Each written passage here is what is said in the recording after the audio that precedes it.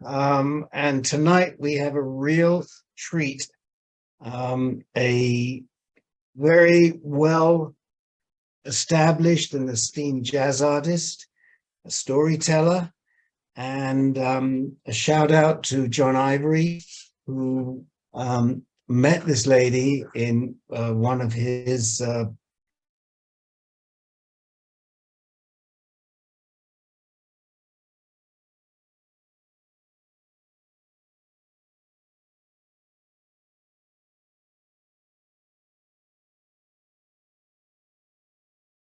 for us here. And so we bring to you tonight Kelle Jolly, and I'm delighted to have you with us. Hello, Kelle. Hello, good evening. Hello. It's great to have you. And I hope some of you were listening to the music beforehand, because you could hear the great talent that we have with us. And I think possibly your husband too. Was he on some of those tracks? Yes, those were mostly his original tunes and interpretations of traditional freedom songs. So that was Will Boyd on saxophone and flute. Wow, and on flute as well. Mm-hmm. Matt, I very much enjoyed the flute. Now, we know from the advertising that you're known as the Tennessee Ukulele Lady, but what about before Tennessee? And take us back a little bit. How old were you when you knew that you were going to be a performer, a jazz artist? I don't know if I always knew that I was going to be a jazz artist, but I call myself an Appalachian Georgia Lina peach because I was born in South Carolina and I grew up in Atlanta, and now I live in East Tennessee. So all those places that I've lived have contributed to who I am as an artist. Right. And what's your earliest memory of performing? Singing, ukulele? I don't know. What did you start with? How did you figure out that you had all this talent? I didn't know it was called talent.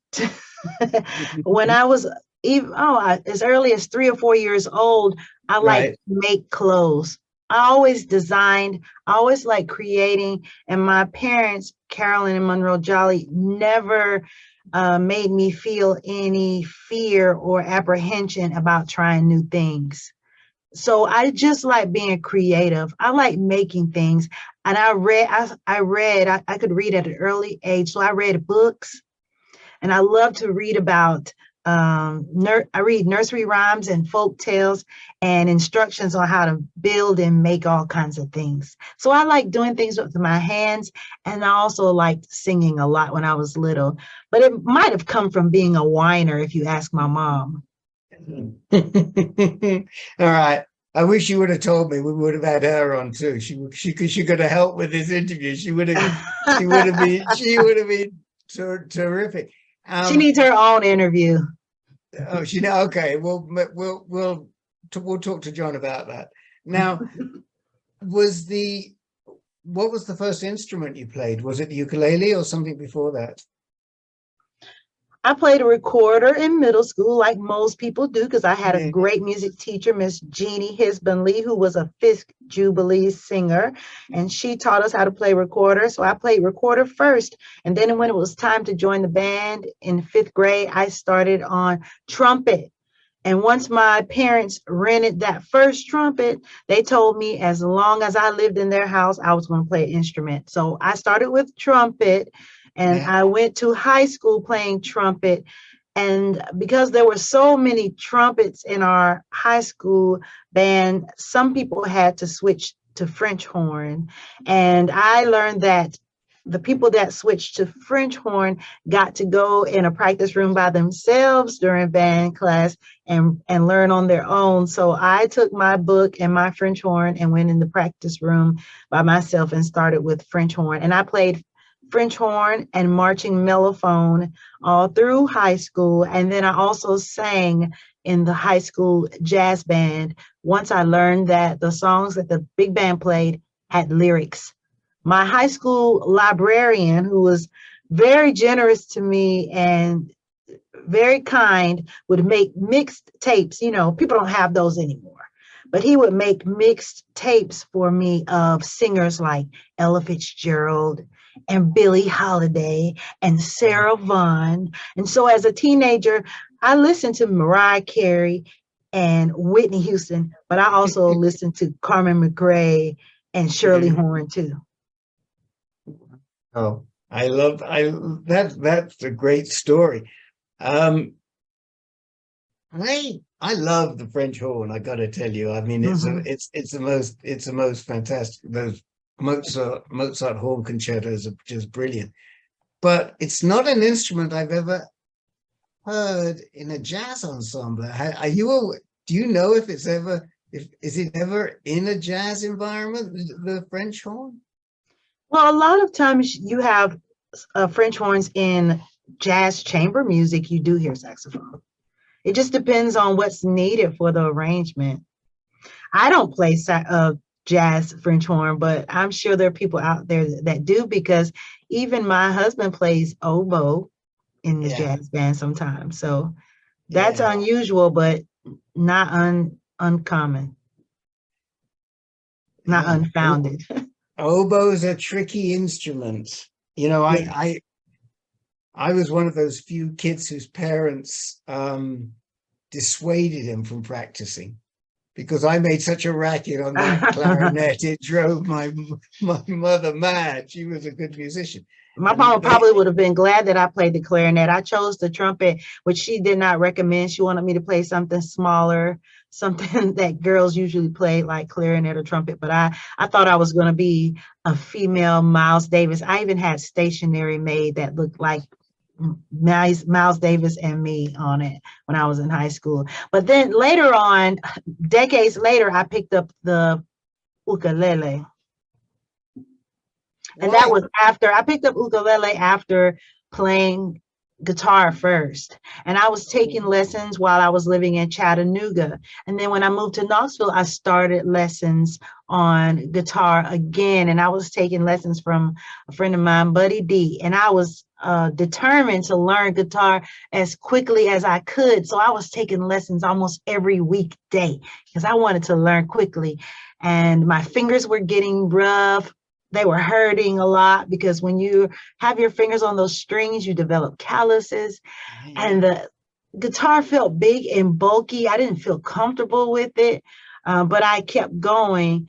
And then I noticed that my guitar teacher also had a bass, an electric bass, a 3/4 size electric bass in his shop.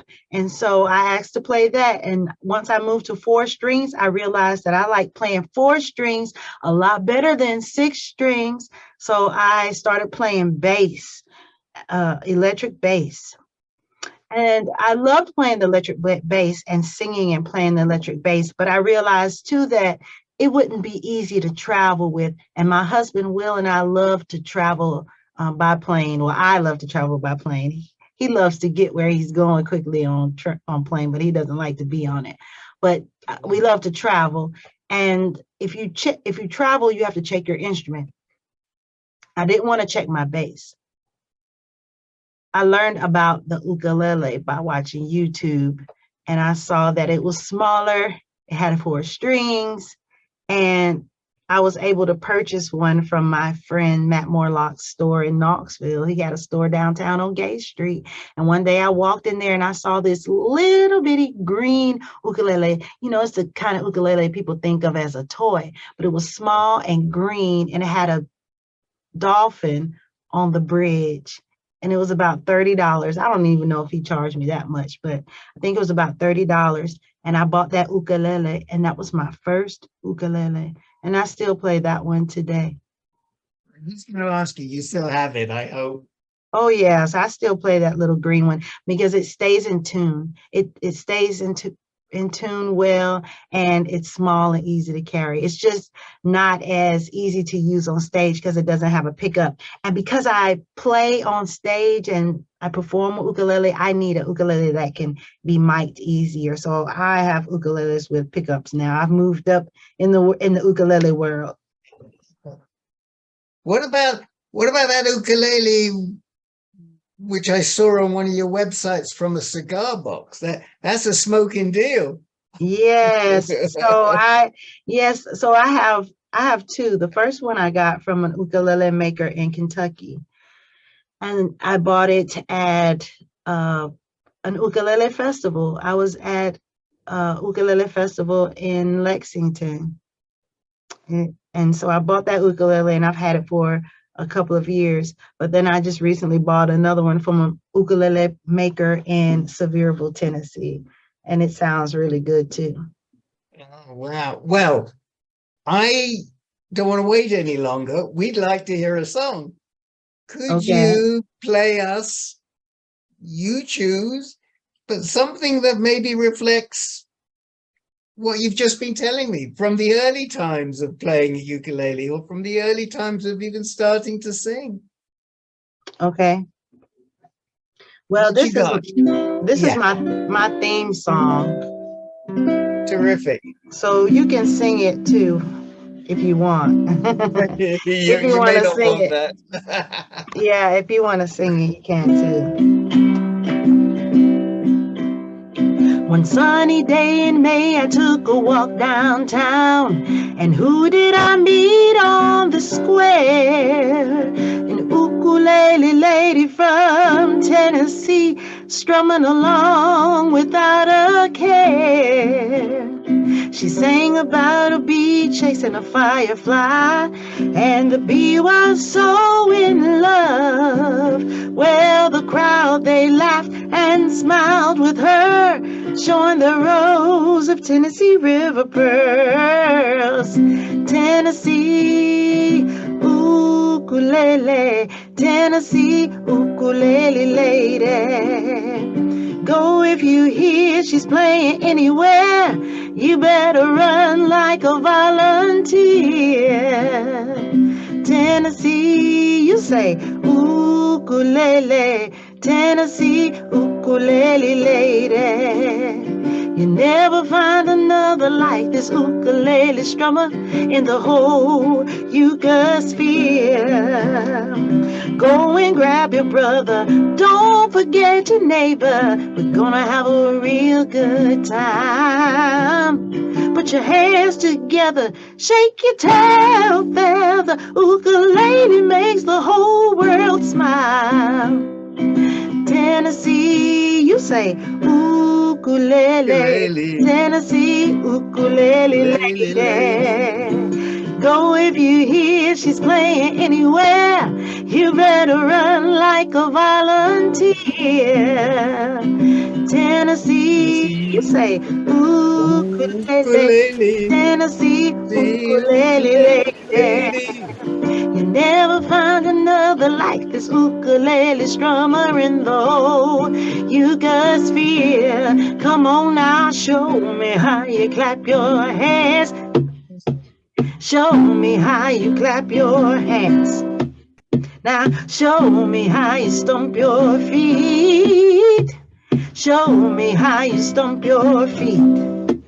Now show me how you rock your head. Rock, rock, rock. Show me how you rock your head. Rock, rock, rock. Show me how you do your dance. Dance, dance, dance. Show me how you do your dance. Dance, dance, dance. Tennessee ukulele, Tennessee ukulele lady.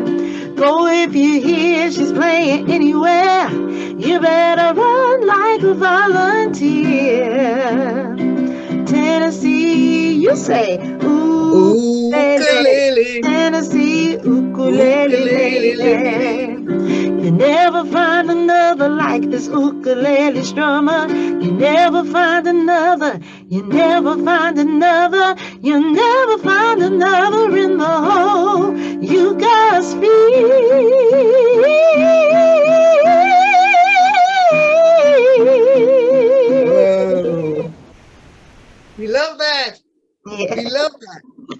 And I just have to say, my producer, there we go, because we lost the top of your head.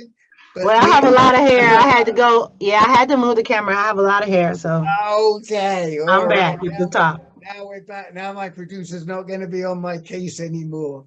Now, what this program, as you know, is a lot about how very talented people use art to help them heal.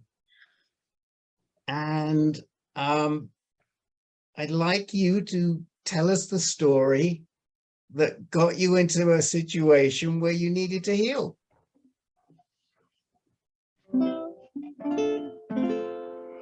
Yeah, so this is about a time in my life when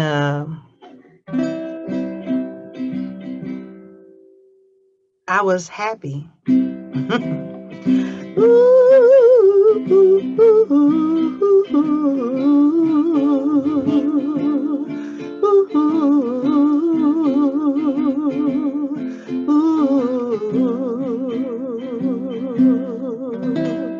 Now, I'm not saying that I wasn't shocked. I was shocked, but I definitely was happy. I mean, it took about 6 years for this to happen. And when it did happen, I took about one, two, three, four, 5 tests. It took me 5 tests before I realized that I was actually pregnant. And my husband, Will, he didn't believe it, but I think he did believe it. It was hard to believe because we had gone so long without even thinking about a baby or expecting a baby that it was so shocking to see so many positive tests. So he needed proof. He wanted proof. So we lived in a neighborhood where there was a Planned Parenthood. So one day I drove there and I asked to take a pregnancy test. I told them that my husband needed proof. So I did the procedure that you know that you do when you go take a pregnancy test. You have to go give them a cup. So I did that and it came back positive. And I had to ask the lady that helped me. I asked her, is there any reason, any other reason why I would have a positive pregnancy test? And she said, honey, the only thing that makes a positive test is a baby. Now, you need to go to the health center if you don't have insurance, and they'll take care of you there.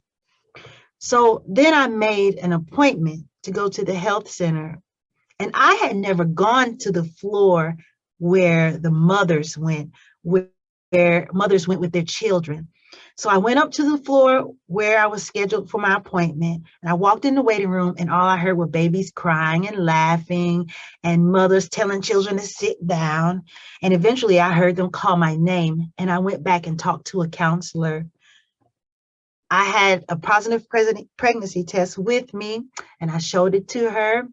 And then she told me all the steps I was going to have to take to get insurance now, because now that I was pregnant, I qualified for insurance, or the baby qualified for insurance.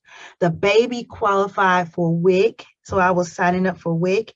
And then the baby also qualified for subsidized health care from the hospital. So I got to sign up for each of those things in a different office for each one. So when I left the health center that day, I was pregnant with child, I had insurance, and I had assistance with buying healthy groceries. So I had gained a lot in a short amount of time. So, like I said, I was happy. We were very happy. And we did the things that happy, expectant parents do. We start looking at the calendar and making plans, planning to meet our baby.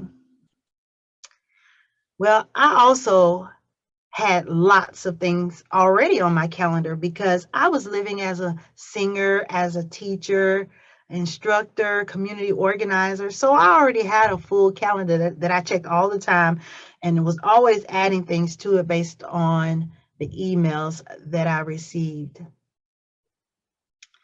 So I was planning for my baby, planning to live the rest of my life with my husband and my baby as a family. And my husband and I started thinking and doing the things that parents think and do. And we started thinking of names. And the first thing I could think was, I can honor my father with the name of this baby. So I thought, we'll name the baby Monroe. And then I said, no, that's not enough. This baby's going to need more names. How about we name the baby after one of our best friends that actually brought my husband and I together? And we would name the baby Co. And then I was like, no, that's not even enough. This baby needs more names. How about we name the baby after my godparents, and we can call the baby Paisley?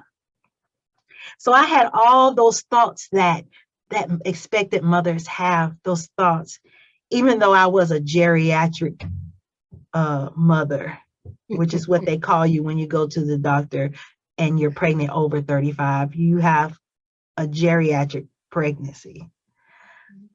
So we thought those parents things, those mother and father thoughts we had, those mother and father feelings we had for our baby that was scheduled to come in June. But I had other things on my calendar too, other performances and occasions where I had to sing. And one day I was scheduled to go to the library and I had to sing for an event at the downtown library. They were having a creative writing class. And for some reason, they wanted me to sing for the culminating event for the writing class. So that day I woke up, I was feeling good. I didn't always feel good, but that day I did feel good. I put on something that made me feel even better because, you know, especially as an expectant mom, you have to take a little bit of time to do little extra things to make you feel good. So I put on this beautiful black sweater dress that I had that had gold sparkles in it, and nothing makes you feel like a jewel more than gold sparkles in your sweater dress. So I had on my golden black sweater dress that day, and my hair was nice and coiffed, nice and puffy like a dandelion. So I was feeling good, feeling like a beautiful, expected mother, feeling like a flower. And I drove myself downtown to the event. And once I got there, someone helped me bring my ukulele in, my equipment in, and I went downstairs in the basement, set my things up, and waited for my time to sing. And I went through my set, and I remember I was singing this song. You know, Bobby McFerrin wrote this song. And he was inspired by a poster he saw at Tuck and Patty's house. The words on the poster said, "Don't worry, be happy." I wasn't worried. I was feeling good. So I sang that song for the group. And once I finished it, I put my ukulele down and I started to feel uncomfortable. Not painful, but just uncomfortable in my seat. You know how when you feel like you need to adjust yourself in your seat? I just felt like I needed to adjust myself. And so to get more comfortable, I pulled my legs up into the chair and sat cross-legged in the chair. And once I did, I took a deep breath and I looked around at everybody. And all of a sudden, it felt like someone had placed me in a box and put the top over it because everything went black. The next thing I knew, I was laying on my back and I woke up because I felt someone pressing into my face, and I realized that it was an oxygen mask, and I looked and I saw people standing over me, and I just closed my eyes. When I woke up again, I was in pain, and I was in a hospital now with my husband on the side of me, and I was laying on a gurney in pain, and I kept asking to go to the bathroom, and no one would come. No one came to check on me, and I didn't understand what was going on until the doctor came and said that you're bleeding to death and we're going to have to take your uterus out. You know that, right? And I was in shock because I couldn't believe he would say that to a pregnant person. So I reminded him, I said, I'm pregnant. He said, well, we're going to check on the baby, but we might have to take your uterus out. We need you to sign this paper. So before I signed it, they took me up for an ultrasound. And the ultrasound tech was the same ultrasound tech that I had gone to hear the baby's heartbeat. And she took out the ultrasound tool that they use and covered it with that cold jelly and placed it on my belly. And then she said, sweetheart, it looks like the baby's heartbeat is fine. They're probably going to be able to save your baby. You'll be all right. You'll be all right. And so that made me not worry anymore. And I thought, my baby has a chance. Yeah, I'm not going to worry about it. But I was still in pain, and they took me back to the waiting room and told me that they were taking me into surgery after I signed the document. So I was humming to myself, and the orderlies told me to stop humming. And next thing you know, I was out again. And this time I didn't wake up for a couple of days because I had almost died. And when I came to, I was in ICU with a scratchy throat. And I didn't know why my throat was hurting, but later I learned that they had to put me on a machine to breathe. So I was in ICU with all the beeps, with all the nurses, by myself. And I was literally by myself because they had to remove my uterus to save my life. And that meant they had to remove my baby. They removed the baby and took away any future babies, any opportunities for future babies I would have had. So once I was a little better, they moved me to the maternity ward where I waited to see the doctor. And I remember the first time he came to see me, he cocked his head to the side and told me, well, at least now you'll have a flat stomach. That's the only comment I remember him sharing with me after having the hysterectomy. Eventually, I went home when I was better and able to walk and go to the bathroom and eat. And at home, I just thought about what had just happened to me. I couldn't believe it. I wasn't planning for this on my schedule. I wasn't planning to be recuperating from a hysterectomy at Christmas time. That wasn't something that I was looking forward to on my schedule. I was on schedule to have a baby in June. I just felt lost. All parts of me felt lost. I felt the pain of having life removed from me, and I felt like my life had been taken away from me. Because even though it took 6 years for me to get pregnant, I felt like it was something that I was born to do. And I realized that my baby wasn't born to live. So anything that I was doing, anything that I had on my calendar, anything that I was doing before I got pregnant, I didn't want to do it anymore. I didn't want to see anybody. I didn't want to show everybody how sad I was. I didn't want people to feel sorry for me. And I didn't want to see the world full of children and babies and thoughts of future and everybody else with their future plans and me with my future plans taken away from me.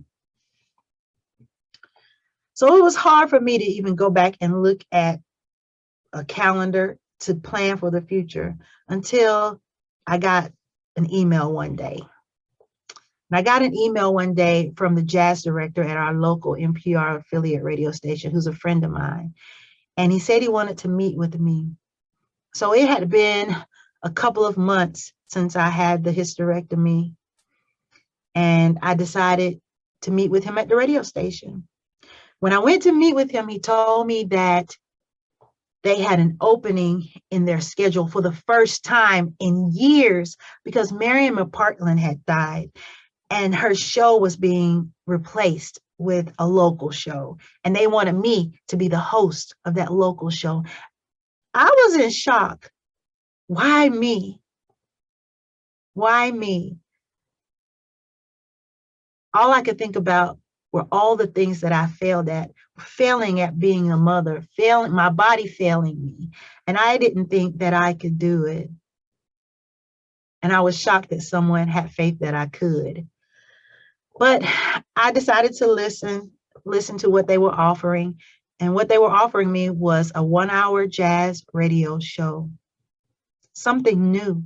It was a surprise. They told me to go home and think about it.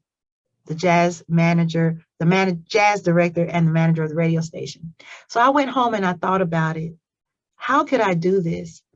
How could I go out and see people knowing that they're looking at me and feeling sorry for me, or thinking that I feel too sad to be around people?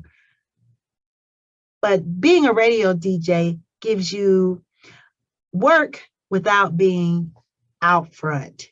And so I was comfortable with going from my home to the radio station, where I could work by myself in the radio station, putting together my show. So I agreed to accept the offer of hosting this show. So once I did, I was on the path to being a radio DJ. And that included many things. But the first thing we had to do was come up with a name.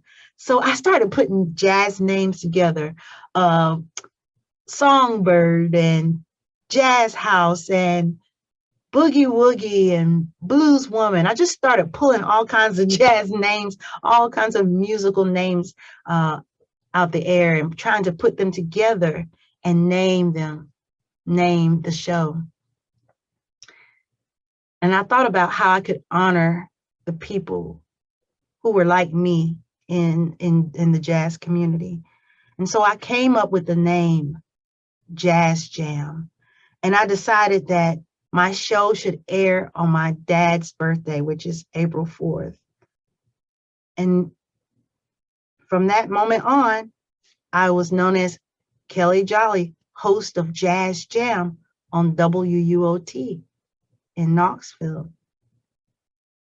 So with this show, I was able to remind myself about music, and the music I loved, the music I grew up with, the jazz, the blues, the singers that inspired me to be a singer. And it reminded me of where I came from. It reminded me of where my inspiration to be out in the world and organizing events came from. It came from that love of music. So while I sat in the studio, still recovering from this loss, I was able to celebrate and uplift other artists, local artists and national artists. And it reminded me of who I was. So I've been hosting Jazz Jam with Kelle Jolly for about, maybe, is it 8 or 9 years now? And in the community, I'm known as the jazz woman.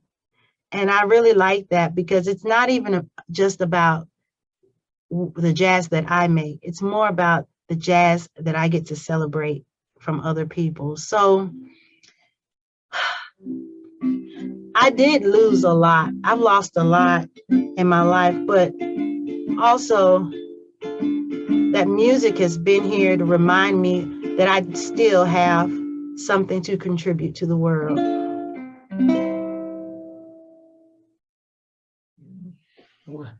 Oh, wow. So let me ask you, now do they call you the Jazz Lady or the Tennessee Ukulele Lady? Which comes first? Do they say the Jazz Lady, Tennessee Ukulele Lady, or they say the Tennessee Ukulele Lady of the Jazz Show? Which leads? It's the same. I think they're equal, because people know me for different things. It's different circles, and they sometimes intersect. And so some people know me more for jazz, and some people know me more for ukulele traditional music. Yeah. But I also host a jazz. I am the founder of the Women in Jazz Jam Festival in Knoxville too. So I do community organizing around jazz music.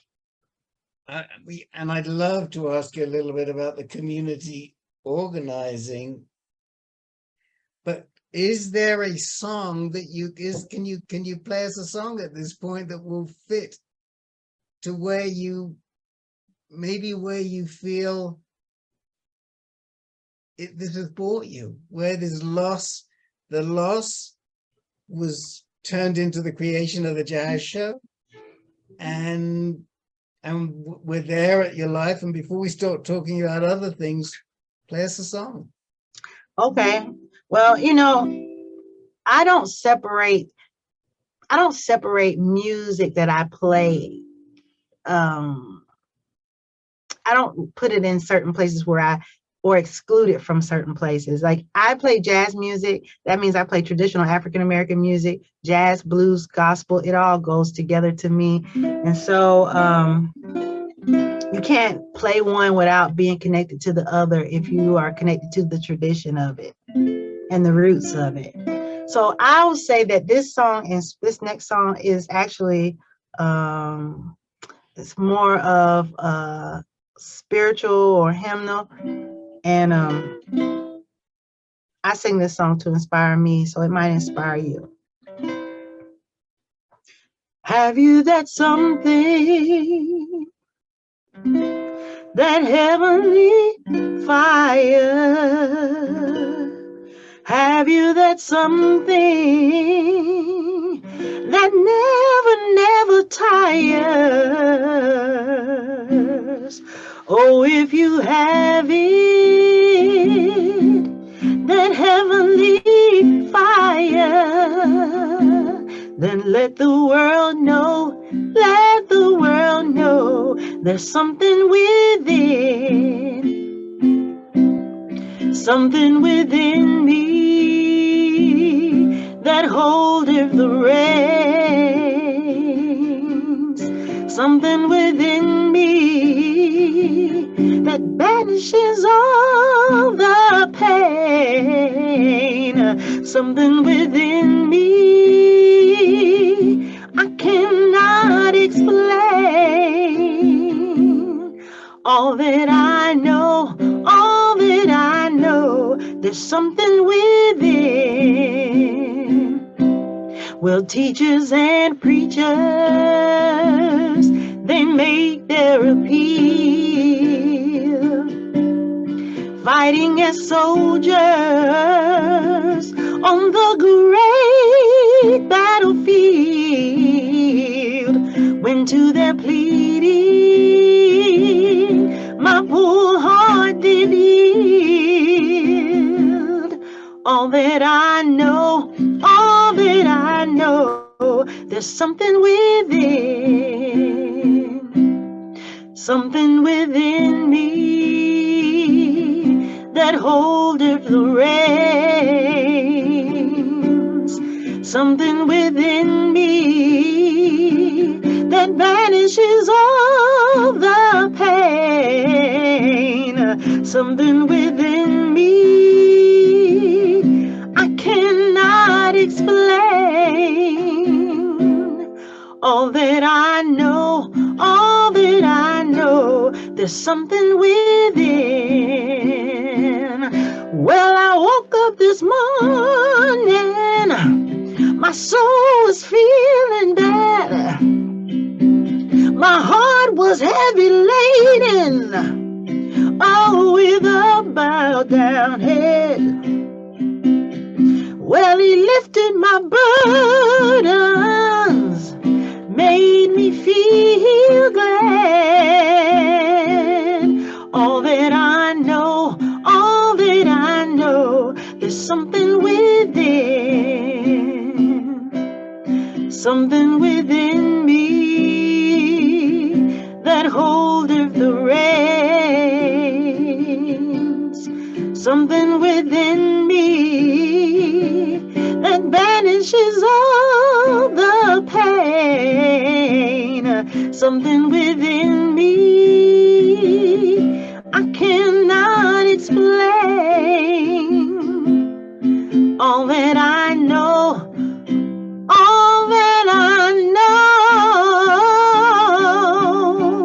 is that there's something within me.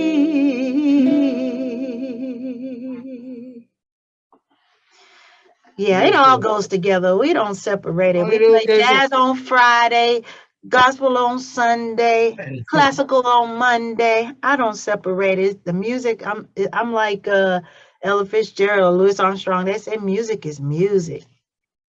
Where what's the history behind that song? Do you know where that came from? Oh, I just know it's from the African American gospel Tradition, spiritual tradition. tradition. Do Yes, you the play Holy it? Ghost. It's the Holy Ghost in you, the Holy Ghost. And that's what I feel like those, those things that you can't explain, things you don't deserve that you get, people that talk to you that you didn't know you need, things that happen to you can't explain. It's the Holy Ghost. It's the Holy Ghost. Yeah. Do you perform in church on a Sunday? Do I worship at church? Yes. Do you perform in church though? Do I worship at church? Oh, you're okay. Yes. But you sing in church. You sing in church with your ukulele. Yeah. I do. Okay. And I also march down the MLK Avenue on Martin Luther King Day too. I take my ukulele everywhere. I take it to Japan. I take it everywhere I go. Okay. Yeah. So this, the Lost became this wonderful show, and so you're able to blossom and express yourself. But this wasn't the end of your health travails, right? No. And I would say that the loss put me in a place where it was hard for me to contribute. The show kind of gave me another reason to get up and do my work. It didn't replace the loss. It just reminded me that the loss wasn't all that I was. Everything. Right. So created. But then tell us more about your the health issues that you faced after that, and maybe how the performing helped you there too. Yeah, well, again, you don't have a plan to not feel well. Like nobody makes plans like, oh, I'm going to go to college, I'm going to get a job, and then I'm going to like not feel well for a couple of years, and then I'm going to maybe I'll just go to the hospital for a while, and then I'll come out and get better, and then no, that's not part of the plan. Nobody plans on that. I definitely did not plan on that, but I had health scares after that. I had health emergencies after that. So after I came out the hospital from losing the baby and having a hysterectomy, I never wanted to go back to a hospital again. And I really didn't want to see another doctor that would tell me that losing a baby would give me a flat stomach. I didn't want to see another doctor. I didn't want to be in another situation where I was in the hospital and didn't know I was going to come out. But a couple of years later, I was planning the Women in Jazz Jam Festival, and I was a week away from the festival when my husband and I happened to be downtown near that same library. It might be something about that library, I don't know. Near that library, we were eating, had dinner, and we were driving separate cars. I got in my car and he got in his car, and we headed home.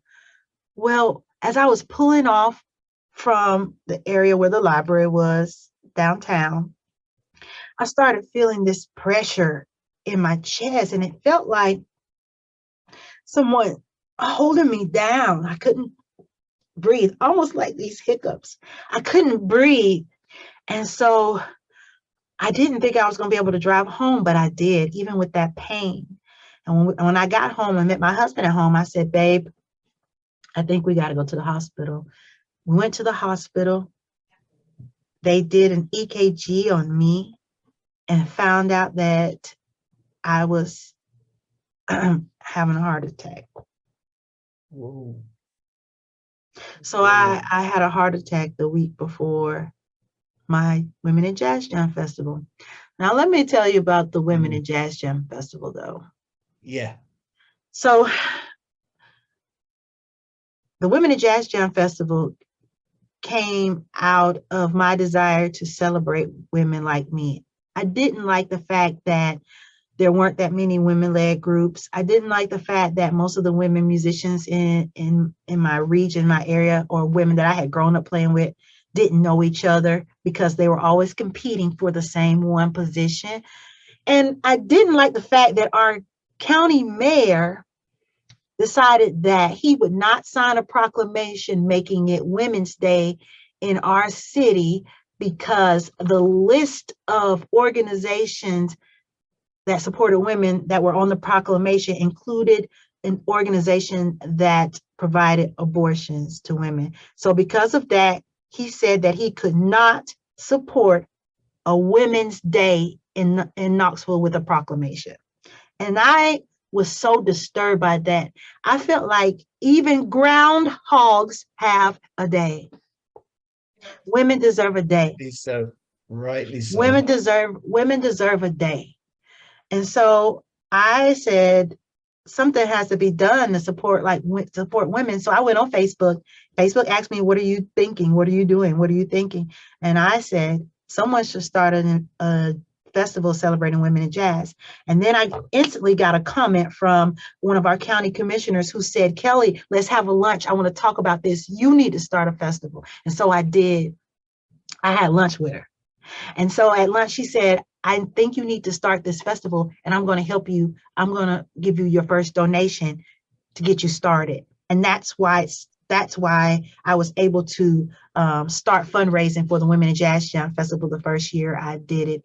And I did the Women in Jazz Jam Festival for 5 years, celebrating women in jazz. And I was able to bring together in a musical collective women who lived in Knoxville and then women who lived in East Tennessee. And I was able to bring women performers from all over the country to Knoxville for the Women in Jazz Jam Festival. So a week before the festival in 2019, 2019. All I know is pre-pandemic. Pre-pandemic. Yeah. So I had that heart attack like the week of the festival. And even though I had that heart attack, only thing they really could do for me was bring my blood pressure down at the hospital. And once they gave me medication, that I was released. And so I went back to confirming arrivals for the festival and meeting artists and organizing people. I did. So by the end of the week, I was back to organizing my festival. Good for now, you.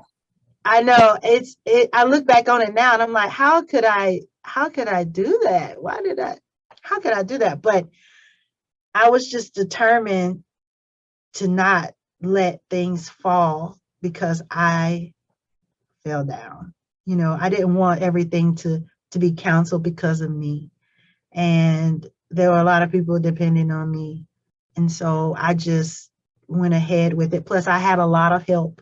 I had my family there and I had friends who had flown in from all over the country. So I had help. It wasn't like I had to do it on my own, but I did do that. So I did that. And then after the festival, I just still didn't feel well. Something wasn't right. I was having intestinal problems. And so I went back to the emergency room and they told me that I probably had an infection in my intestines. They gave me antibiotics and morphine, which I didn't take. And I took the antibiotics and I thought, I don't feel better, but maybe this is what's supposed to happen when you take antibiotics. I don't know. I didn't know. But if you've never had severe intestinal problems, you don't know what is normal. So I was taking the antibiotics, but I was losing the ability to stand up and sing, which is not normal for me. I always stand and sing, but I couldn't stand up, but I was still performing. And so after a week of taking the antibiotics, I did not feel good. I hadn't eaten all month. And by the time I went to the emergency room again, they told me that I needed emergency surgery to have part of my colon removed. Right. So I needed emergency surgery. The surgeon didn't want to do the surgery over the weekend because he said there were only nurses from podiatry there. So he didn't want to do it over the weekend. He wanted me to wait till Monday. And then I had surgery and I had part of my intestine, my large intestines removed. Mm. And I was back in the hospital again, but this time even worse. And there was a lot of pain. And no one was talking about me going home. And I went back to that place that I didn't want to be in, that place where I felt like my body had failed me and that this was not on my in part of my plan. This was not in my schedule. And they told me I was going to have to wear a colostomy bag. And I started getting assistance from the nurse and instructions on how to attach the colostomy bag. And after I went home, I had to wear it for about a month and a half, 2 months. Mhm. And I was, again, I felt wilted, defeated. Mhm. And this time, really what brought me out of that was thinking about getting back in my garden. And that kind of like helped me as I was recovering, because I could not sing. I had to think of what I could do. What could I do? What could I do that was still beautiful, that could bring beauty, that could make me give me something to look at that was inspiring? And it was plants. And I went to organizing my plants and growing plants on my porch because I could not move much. And I was very weak from not eating. And so watching my plants grow, propagating my plants from my porch inspired me to get better. Just watching something flourishing and growing like like a plant, like an okra plant, like a Transiscantia, made me feel like I could make my way out of this dark feeling that I had. So eventually I was able to have my reattachment surgery and go back to my life of performing. And I did. Yeah. And I was able to get back to performing, back on stage, back to my radio show. But this time I had the help and assistance of watching watching plants grow, and it led me back outside. And once the plants led me back outside, it led me back to my life of creating and performing. There's a really great question in somebody has asked, which is right, which is very spot on, which is, how do you feel these experiences that you've dealt with the loss of the child, and then the colon issues, how have they affected your singing? How has your singing changed before to now? Has it changed? Experiencing experiencing extreme pain has focused me. Anybody who's ever been in a lot of pain probably can relate that when you have experienced pain in your body where you are having trouble breathing, or when you feel a sharp pain every time you breathe, it focuses you, and you have to decide what to do with your energy, where to focus your mind, and what to do with your energy. And so for me, having all that extreme pain made me focused, and it made me think like, I can't waste time. If I'm going to make music, I better make this music. If I'm going to create, I better create. And I'm not going to waste my time supporting or performing for people who don't have my best interest in mind. So it made me very selective. And if you want my attention, you want me to contribute to what you're doing, then you better be supporting me. I better feel some reciprocity. So I don't have energy to waste. I don't have time to waste, and I don't like being distracted by other people who don't have my best intentions in mind. That's Now I how have a pain has request. changed me. That's how it changed you. So for the final song, I have a request. Uh-oh, it might be your song or it Uh-oh. might be a And it's something I've seen on your website, and it's one of my favorite songs. And I'd like you to do your best Judy Garland impression and sing us Somewhere Over the Rainbow. Could you do that? Because I love that, and I love it with the ukulele. It's such a great ukulele song. Let's see. Yeah, I never sing it and play ukulele. I usually play it with my husband.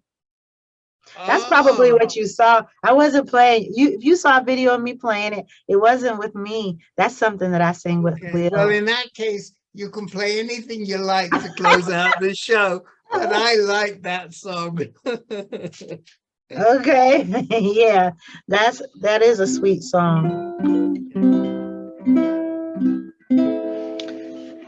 I'm going to sing this for anybody out there who may have had experiences like me where you've experienced pain that left you feeling like it's hard to find that place, get back to the place where you have some joy. And I'm going to dedicate this to you and hope that you can set that pain aside so that you can unblock the flow and allow yourself to be free. I ain't gonna let nobody turn me around, turn me around, turn me around. I ain't gonna let nobody turn me around. I'm gonna keep on walking, keep on talking, marching to the freedom land. I ain't gonna let nobody turn me around, turn me around, turn me around. I ain't gonna let nobody turn me around. I'm gonna keep on walking, keep on talking, marching to the freedom land. I don't know if anybody put anything in the chat or not, but if you have something that's in your way, a wall that you need to tear down, you can put it in the chat and I can sing it for you. And we can sing it away. That's what music can do for you. I ain't gonna let injustice turn me around, turn me around, turn me around. I ain't gonna let injustice turn me around. I'm gonna keep on walking, keep on talking, marching to the freedom land. What about pain? We can say that. I ain't gonna let my pain turn me around, turn me around, turn me around. I ain't gonna let my pain turn me around. I'm gonna keep on walking, keep on talking, marching to the freedom land. I ain't gonna let no cancer turn me around, turn me around, turn me around. I ain't gonna let no cancer turn me around. I'm gonna keep on walking, keep on talking, keep on walking, keep on talking, keep on walking, keep on talking, keep on walking, keep on talking, keep on walking, keep on talking, keep on walking, marching to the freedom land. Thank you. Thank y'all for the Thank chat you. too. I see y'all in the chat. Well, Hey, Renu. Hey, Cassidy. Hey, Davina. Hey, Renu. Hey, John. There you go. I was gonna say, but you saw him. I'm so pleased you saw him. Thank you so much. This has been a wonderful hour, and you're an inspiration. And we will use this video to inspire others. I can certainly tell you that. Thank you so much. We'll be back at the end of next month. I'm not sure who the guest is. Hey, John's working on it. And don't forget the tip jar, please. The tip jar for the marsh. I will hand this back to Miss Brianna.